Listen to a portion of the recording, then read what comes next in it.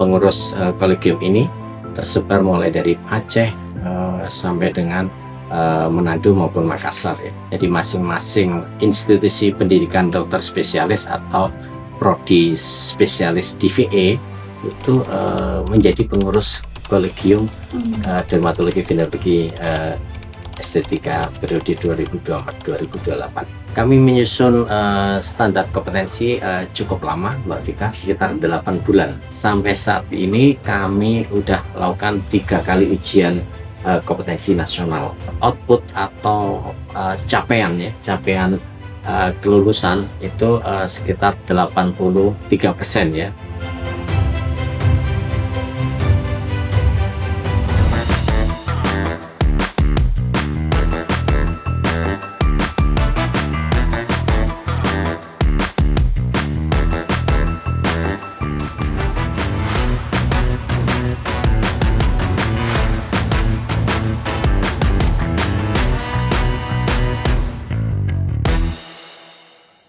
Halo Holtis, selamat datang di podcast Konsil Kesehatan Indonesia. Senang sekali rasanya kita bisa bertemu kembali di episode lanjutan podcast KKI. Tempat kita ngobrol santai mengenai dunia kesehatan, salah satunya adalah Konsil Kesehatan Indonesia, Kolegium Kesehatan Indonesia, dan Majelis Disiplin Profesi. Masih bersama saya Vika Amelia yang akan menemani Holtis mengenal lebih dekat tentang Konsil Kesehatan Indonesia bersama alat kelengkapannya mengenai peran penting dalam sistem kesehatan di Indonesia.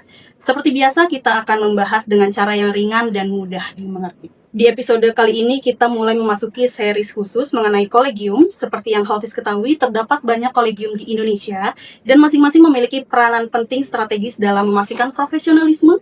Dalam hal ini adalah tenaga medis dan tenaga kesehatan yang bekerja di bidangnya dan memiliki kualifikasi yang sesuai standar. Salah satunya adalah Kolegium Dermatologi, Venerologi, dan Estetika. Dan pastinya saya nggak akan sendiri di sini, ditemani oleh Dr. Prasetyadi Mawardi, spesialis DVE, subspesialis Ven, selaku Ketua Kolegium Dermatologi, Venerologi, dan Estetika. Halo Dr. Pras, terima kasih banyak sudah meluangkan waktu untuk hadir. Bagaimana dok kabarnya dok? Alhamdulillah sehat, selamat malam Mbak Vika, sehat selalu. Semoga kita selalu sehat ya dok. Amin, amin. Kita akan bertanya nih, Kolegium Dermatologi, Venerologi, dan Estetika tuh apa sih dok? Kolegium DVE artinya ya sekumpulan ya, para ahli di bidang dermatologi, venerologi, dan estetika yang memiliki tugas dan fungsi secara independen dan merupakan alat kelengkapan konsil. Itu Mbak Vika, terminologi yang kita pahami berdasarkan Undang-Undang Kesehatan Nomor 17 Tahun 2023. Untuk itu, apa sih yang melatar belakangi pembentukan Kolegium Dermatologi, Venerologi, dan Estetika? Sejak berlakunya Undang-Undang Nomor 17 Tahun 2023 tentang kesehatan, maka Kolegium Profesi itu ditiadakan dan diganti oleh Kolegium Kesehatan Indonesia. Salah satunya adalah Kolegium Dermatologi, Venerologi, dan Estetika. Kemudian peran dan fungsinya dijabarkan menurut Peraturan Pemerintah Nomor 28 Tahun 2024. Untuk peran utamanya dari kolegium itu sendiri apa sih dok? Bagi dokter-dokter yang tergabung di bidang dermatologi, venerologi, dan estetika. Kita mengembangkan pendidikan keprofesian terutama di bidang dermatologi, venerologi, dan estetika. Pada intinya adalah Kolegium Dermatologi, Venerologi, dan Estetika memiliki tugas dan fungsi ya. Salah satunya adalah menyusun standar kompetensi di bidang dermatologi, venerologi, dan estetika. Menurut Undang-Undang Nomor 17 2023 dan Peraturan Pemerintah 2024, masing-masing kolegium memiliki 5 bidang, ya, ada bidang evaluasi dan ujian, kemudian bidang kurikulum, ya, bidang pengembangan kompetensi, bidang peningkatan mutu, dan kelima adalah bidang kerjasama. Dan masing-masing bidang diisi oleh para ahli di bidang dermatologi, venerologi, dan estetika. Jadi kolegium kami terdiri dari 5 bidang dan diisi oleh anggotanya itu dari 14 program studi. 14 program studi dermatologi, venerologi, dan estetika yang tersebar di seluruh Indonesia, mulai dari Banda Aceh, sampai dengan Manado. Apa sih kekhasan Pak dari kolegium DVE ini? Tadi saya sampaikan bahwa kita tetap mengampu berbagai ilmu yang di bidang dermatologi, venerologi, dan estetika. Kolegium saat ini dibanding kolegium dermatologi, venerologi sebelumnya, ya, kolegium ini terwakili oleh 14 program studi yang ada di Indonesia dan terdiri dari berbagai para ahli, termasuk para guru besar, para profesor yang ada di bidang dermatologi, venerologi, dan estetika. Jadi anggota kami tersebar mulai dari Aceh sampai dengan Manado maupun Makassar. Ya. Jadi masing-masing institusi pendidikan dokter spesialis atau prodi spesialis DVE itu menjadi pengurus kolegium dermatologi, venerologi, estetika periode 2024-2028. Itu yang membedakan antara kolegium DVE saat ini dengan kolegium organisasi profesi yang lalu. Oke, berarti dari 14 yang tersebar di Indonesia itu berarti semuanya tergabung dalam kolegium DVE ini ya, iya, ya Dok? Oh, dan jadi pengurus kolegium DVE ini. Oke, berarti dengan begitu memudahkan ya dari DVE ini untuk memetakan dari calon-calon dokter spesialis. Kita dengan terwakilinya seluruh 14 prodi itu kita jadi memudahkan kita untuk memetakan ya kebutuhan maupun distribusi yang ke depan untuk prodi DVE. Kami hanya satu yang belum memiliki program studi DVE, yaitu Kalimantan, Mbak Vika.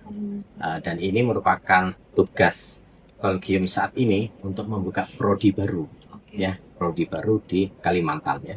Satu-satunya wilayah yang belum terwakili oleh prodi program studi spesialis dermatologi, venerologi, dan estetika itu adalah wilayah Kalimantan. Dan mudah-mudahan dalam masa bakti kolegium DVE Kalimantan ini nanti menjadi prodi baru. Ya, salah satunya yang kita nominasikan adalah Universitas Mula Warman Samarinda. Universitas Mula Warman Samarinda. Baik, kita lanjutkan ya Dok ya, untuk menyusun standar kompetensi ini bagaimana dari kolegium DVE ini supaya tuh Standkom ini biar tetap relevan di perkembangan ilmunya. Ya. Kita udah melibatkan semua stakeholder, Mbak Vika. Selain dari 14 organisasi profesi, selain dari 14 program studi yang ada di Indonesia, kita juga melibatkan organisasi profesi, ya.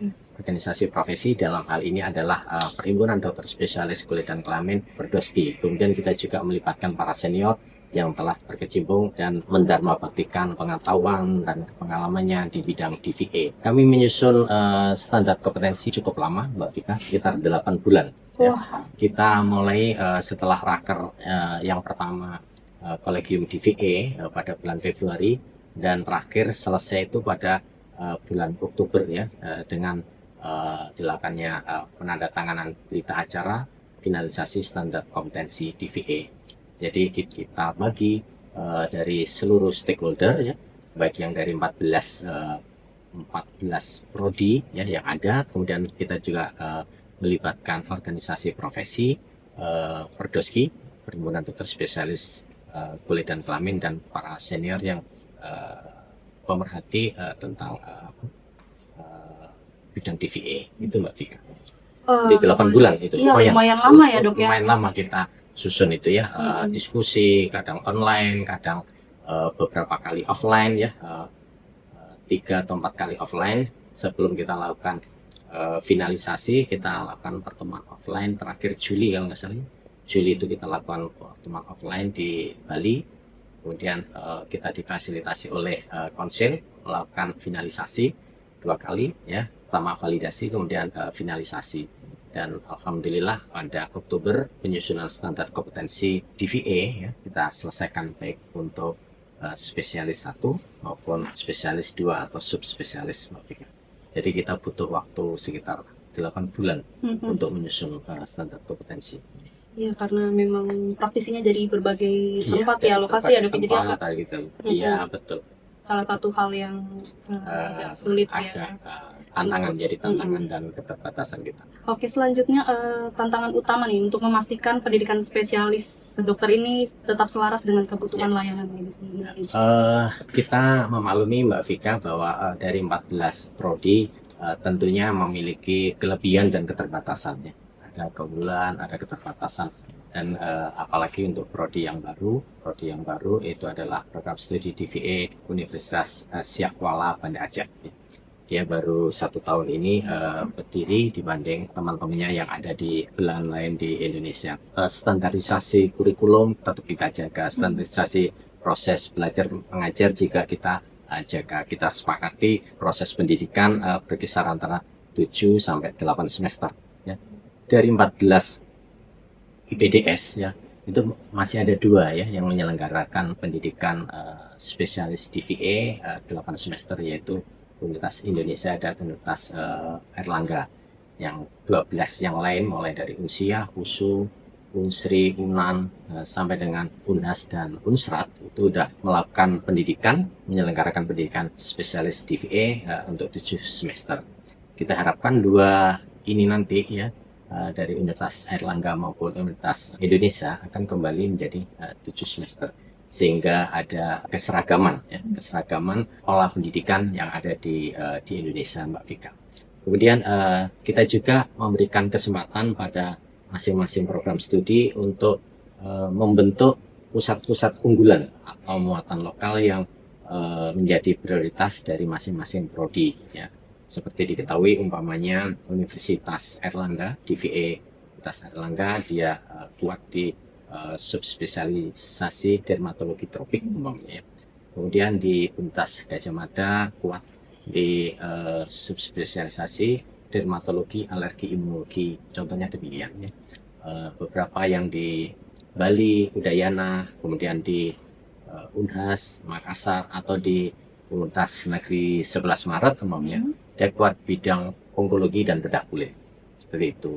Di Jakarta umpamanya kuat di dermatologi kosmetik dan estetik atau venerologi, contohnya demikian. Jadi kita memberi kesempatan masing-masing prodi meningkatkan atau menonjolkan muatan lokal atau muatan unggulan dari masing-masing prodi, tapi tidak menutup kemungkinan ya, masing-masing prodi itu saling kolaborasi, saling membantu ya.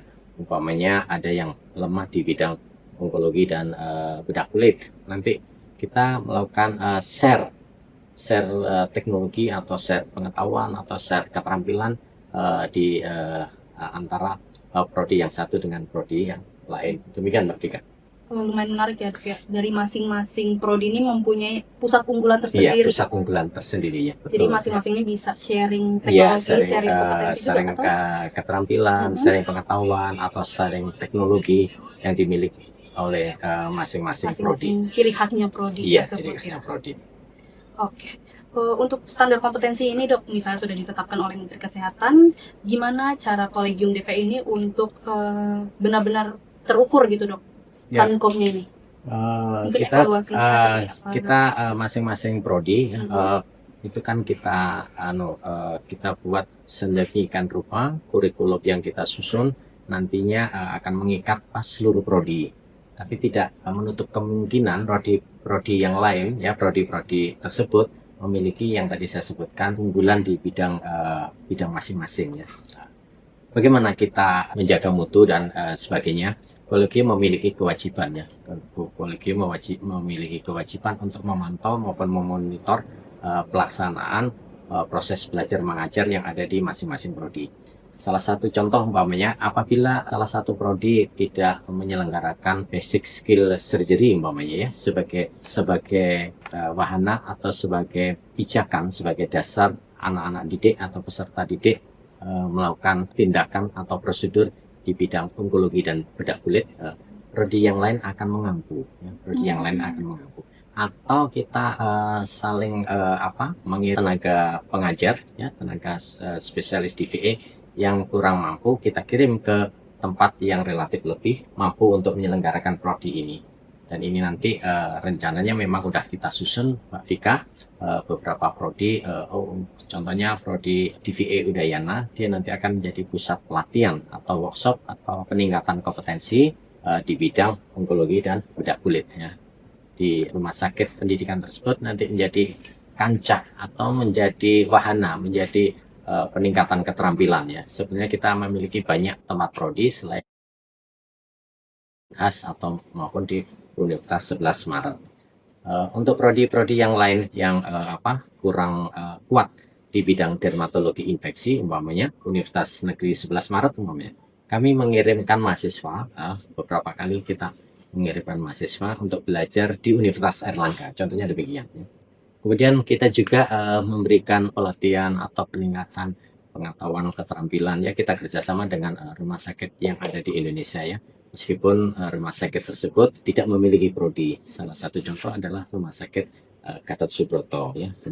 Rumah sakit Gatot Subroto merupakan juga ajang menambah keterampilan ya, atau wahana menambah keterampilan untuk anak-anak didik kita untuk meningkatkan keterampilan di bidang kosmetik dan estetik. Untuk evaluasinya sendiri tuh dari Stankom ini ditetapkan kira-kira berapa lama tuh dok? Dalam jangka 2 tahun kah? Oh Stankom ini baru ditetapkan misalnya 2025 terus nanti kita standar evaluasi kompetensi ya, standar kompetensi yang akan ditetapkan oleh Menteri Kesehatan mungkin dalam waktu yang tidak lama lagi, nanti akan kita evaluasi setiap 2 tahun, Mbak. Setiap 2 tahun. Setiap 2 Berarti tahun. misalnya ditetapkan 2025. Nanti akan Nanti kita evaluasi 2027 ya. Setelah ada lulusan gitu ya dok ya? Oh enggak ya. Nanti kan ilmu kita itu kan berkembang ya, berkembang dinamis dan kita harus mengikuti perkembangan zaman ya. Mungkin yang tadinya belum ada ya, nanti bisa kita evaluasi, kita tambahkan di dalam perjalanan standar kompetensi ini. Kalau untuk mengukur kemampuan mahasiswa atau peserta didik mengikuti ujian kompetensi itu beda lagi. Ya, itu beda lagi. Mungkin ini juga perlu saya sampaikan bahwa karena DVA itu adalah memiliki 3 ranah ya, spesialisasi dermatologi, venerologi dan estetika ya. Dermatologi itu yang dulu kita kenalin penyakit kulit ya, kemudian venerologi penyakit kelamin, estetik itu ya yang kalau masyarakat awam bicarakan tentang kecantikan. Ujian kompetensi yang diselenggarakan oleh kolegium juga menyangkut 3 ranah itu Mbak Vika ya, ranah tentang dermatologi, tentang venerologi dan tentang estetika. Dan ini udah kita sepakati dalam kepengurusan kami selama 1 tahun ini, 1 tahun lebih ya.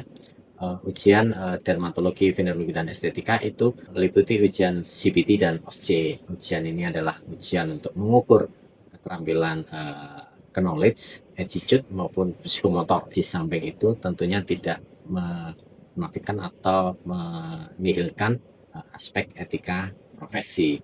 Bagaimana kita untuk mengetahui etika profesi anak-anak didik kita melalui ujian kompetensi ya, pada saat kita melakukan ujian kompetensi OSCE atau Objective Structure Comprehensive Examination itu. Jadi di situ nanti akan terlihat apakah kemampuan anak-anak didik kita dalam meningkatkan attitude, knowledge maupun psikomotor itu harus didukung dengan etika profesi yang sangat tinggi. Yang telah disepakati di Kolegium DVA, soal-soal CBT ya, kalau kami itu melibatkan sekitar 150 soal untuk computer based test ya, CBT ya, itu 50% dari 150 soal itu adalah ujian tentang dermatologi, yang 30% itu membahas tentang soal-soal tentang venerologi, ujian kompetensi tentang venerologi, dan yang 20% tentang estetika. Sampai saat ini kami udah melakukan 3 kali ujian kompetensi nasional, Mbak Vika ya. Ujian kompetensi nasional yang pertama dilakukan pada bulan Desember tahun 2024. Seperti kita ketahui, Kolegium Kesehatan Indonesia ya disahkan ya dan diambil sumpahnya pada waktu itu pada bulan Oktober tahun 2024 ya, dan ini udah 1 tahun lebih. Ujian pertama Kolegium DVA diadakan di Malang. Pada saat itu output atau capaian kelulusan itu sekitar 83% ya. Ujian yang kedua bulan Mei 2025 25 ya diselenggarakan di UNS Solo itu hampir 96%. Dan yang terakhir kami adakan 1 minggu yang lalu. Oh iya. 1 minggu yang lalu Mbak Vika itu ujian kompetensi nasional DVE diadakan di Makassar. Alhamdulillah pada saat ujian nasional kemarin di Makassar capaiannya 100%. Dari 72 peserta didik atau mahasiswa program studi DVE itu lulus semuanya Mbak Vika. Dan ini adalah capaian yang cukup menggembirakan. Dan ini merupakan hasil kerja keras semua prodi ya, semua stakeholder ya, semua pihak yang ada di dalam 14 prodi yang ada di seluruh Indonesia. Untuk uji kompetensi terakhir itu kan karena 100% tuh mantep banget ya dok, itu Ya, hebat itu sekali ya. betul. Udah Dan- 3 kali melakukan uji kompetensi. Dan lagi ini kan di dalam masa transisi pembentukan tim ad hoc ya. Ya. Kita ketahui bahwa berdasarkan peraturan bersama, keputusan bersama ya, Menteri Kesehatan dan Mendikti Saintek, Menteri Pendidikan Tinggi dan Sains Teknologi itu kan membentuk tim ad hoc ya. Kita sebenarnya udah membentuk tim ad hoc ya yang melibatkan seluruh penyelenggara pendidikan ya, seluruh penyelenggara pendidikan, dan di situ memang ada berbagai kaprodi. Hanya saja draft yang sudah kita itukan kan masih akhirnya baru disepakati atau baru disahkan dalam minggu-minggu ini ya. Tapi kita acuan atau juknis itu tetap kita istilahnya kita tetap menjadi pedoman kita ya, juknis untuk pembentukan tim ad hoc atau SOP ya, SPO untuk ujian nasional itu ya. Untuk pesan-pesan terakhir ya dok ya, pesan terakhir dari Kolegium DVE untuk dokter-dokter muda yang ingin menjadi spesialis nih dok, Iya. gimana? Ke depan ya, yang pertama kita harus mendukung betul visi misi Bapak Presiden ya, bagaimana kita memenuhi kebutuhan dokter-dokter spesialis yang ada di seluruh Indonesia. Pada kesempatan ini kita juga telah menghimbau pada seluruh prodi ya, yang ada untuk menambah dan meningkatkan kuota sesuai arahan dari Bapak Presiden. Tapi kita juga harapkan ya bahwa penerimaan mahasiswa yang ingin mengambil spesialisasi di bidang DVE dilakukan secara transparan ya, secara akuntabel dan fairness ya. Jadi setiap orang memiliki kesempatan yang sama sehingga standar penerimaan itu menjadi terstandarisasi ya antara prodi yang satu dengan prodi yang lain, dan masing-masing anak bangsa ya yang ingin melanjutkan pendidikan spesialisasi di DVE memiliki kesempatan dan peluang yang sama. Memang kebutuhan ya dok ya, kebutuhan dokter spesialis DVE ini khususnya masih banyak belum terpenuhi ya dok ya. Terpenuhi. Jadi sebetulnya saya terus terang tidak hafal 100%. Kita udah proyection sesuai dengan arahan dari Kementerian Kesehatan sampai tahun 2035 ya. Kemudian tahun 2026 nanti berapa ratus, tahun 2027, 2000 dan seterusnya itu udah diproyeksikan oleh Kementerian Kesehatan sampai tahun 2035. Benar bisa tercukupi. Jadi kebutuhannya tahun ini yang dibutuhkan sekian, tahun ini sesuai dengan kan ada patokan ya, sekian ribu populasi penduduk itu harus dilayani oleh sekian dokter spesialis. Tentunya kan demikian. Oke. Seru banget nih Holtis obrolan kita hari ini. Kita semakin paham bagaimana Kolegium DVE, Dermatologi, Venerologi, dan Estetika ini bekerja dalam memastikan pendidikan, kompetensi, serta profesionalisme para calon spesialis di bidang kulit, kelamin, dan estetika. Terima kasih banyak kepada Dr. Prasetya, Dr. Pras ya dokter, Ketua Kolegium Dermatologi, Venerologi, dan Estetika yang sudah berbagi mengenai Kolegium DVE. Semoga pembahasan ini bisa memberikan gambaran yang lebih jelas tentang bagaimana sebuah kolegium itu memastikan layanan kesehatan itu tetap terjaga. Terima kasih sama-sama Mbak Vika. Dan untuk Holtis masih penasaran dengan kolegium lainnya? Tenang, ini bagian dari series khusus mengenai kolegium dan masih banyak kolegium lainnya di podcast selanjutnya. pastikan Haltis harus mengikuti podcast Konsil Kesehatan Indonesia supaya nggak ketinggalan episode selanjutnya. Jangan lupa untuk like, share, dan subscribe channel Konsil Kesehatan Indonesia. Dan kamu harus follow juga media sosial resmi Konsil Kesehatan Indonesia di Instagram dan TikTok @officialkki.id. Sampai jumpa di podcast selanjutnya.